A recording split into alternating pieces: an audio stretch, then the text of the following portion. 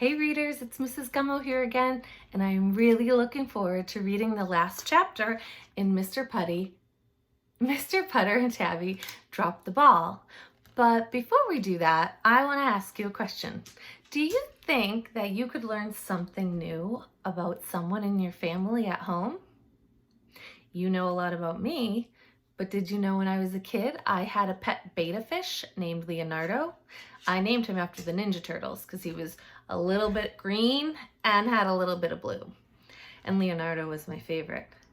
Even though you know people in your lives and you know me really well, you can still learn something new. And that's what I want to teach you today. As readers, you can learn more about the characters in your books by rereading. Because when you reread, you don't just see more about what's happening in the story, you also notice new things about the characters in your books as well. When you discover new details, you can think, what is this teaching me about this character? So let's do some of this work from chapter 4. Let's reread and then we'll finish the book by reading chapter 5.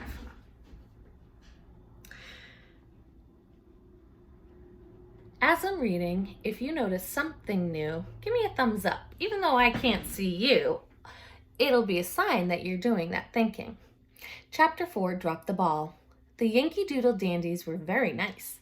They let Mr. Putter and Mrs. Teaberry play right away. Mr. Putter took the outfield. Mrs. Teaberry took shortstop. The batter came up. Swing and a miss. Swing and a miss. Swing and a miss. Thought Mr. Putter in the outfield. I could be taking a nap. We know Mr. Putter loves to sleep, but what else is this page telling us about Mr. Putter? I don't know, I'm thinking, do you think maybe he's a little lazy? Maybe he's just tired. Maybe the author just wanted us to remember that's something that Mr. Putter loves, sleeping. Another batter came up. Swing and a miss. Swing and a miss. Swinging. A ground ball to second. Mrs. Teaberry leaped into action. She ran for the ball. She reached for the ball. Then, glomp, Zeke got the ball. He was very proud. He ran around and around in circles. Drop the ball, Zeke, everyone yelled. Zeke did not drop the ball. Well, we know right here we're learning something else about Zeke, that he loves baseballs and he loves playing catch or fetch. The other team scored. Oh dear, said Mrs. Teaberry. Oh boy, thought Mr. Putter. I bet Mrs. Teaberry's thinking, oh dear, because she realizes Zeke got the ball and now the other team scored. And there's Mr. Putter watching Zeke run around and he's thinking, oh boy. What do you think he's thinking? Maybe he's thinking, I shouldn't have come and played baseball. As you're reading today, before you read more in your books, I'm going to challenge you to go back and reread. Remember that when you do that, you can learn even more about the characters. You can think about everything you already know about them. Then look closely at the picture and read the words extra carefully to notice new details. Think, what is this teaching me about this character? To understand the character in new ways. And when you learn even more about a character, you can mark those pages with a Post-it like we've done in the past. That way you'll be ready to teach somebody more about the characters in your story. But for now, let's read the last chapter and then I'll send you off to read, readers. What a day. Another batter came up. Swing and a miss. Swing and a miss. Swinging. A ground ball to third. Mr. Putter couldn't watch. Glomp. Zeke got the ball and ran in circles. The other team scored again. Oh boy, Zeke.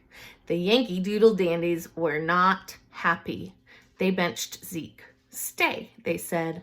No way, thought Mr. Putter. The score was tied 2-2. If the other team scored again, the Dandies will lose. A batter came up. Swing and a miss. Swing and a miss. Swing and ahead to the outfield. Mr. Putter leaped into the action. He ran for the ball. It was rolling and rolling. Look at Mr. Putter's face. Do you think he's feeling confident in himself? Or do you think maybe he's nervous thinking, oh boy, it could be my fault if I mess this up and we lose? He'd have to bend down to get the ball. Mr. Putter tried to bend down, but his knees said no way. The Dandies were about to lose, but then, glomp, Zeke got the ball. Zeke looked at Mr. Putter. Mr. Putter looked at Zeke. Then Zeke jumped. He jumped and put that ball right into Mr. Putter's mitt. Check that out. Even Zeke's a good friend to Mr. Putter, helping him out. Then Mr. Putter threw that ball to home, and because the batter was 100 years old and hadn't gotten there yet, the Dandies got him out. Hooray! The game ended in a tie. The Dandies carried Zeke on their shoulders, and they gave Tabby a ride in the Peanuts box. What a day. Mr. Putter and Tabby and Mrs. Teaberry and Zeke ate 10 free bags of peanuts and drank 3 gallons of water. Then they all found a nice spot in the dugout and took a long nap. Zeke's feet twitched a lot, but he couldn't help it. He was still in the game. I think he was having a dream about still playing and rolling around and having a blast. And there are all the characters in the book. You did a lot of great thinking getting to know them all, readers. And I hope you do that in your books as you continue reading. Happy reading today and have a great weekend. I'll see you next week. Bye.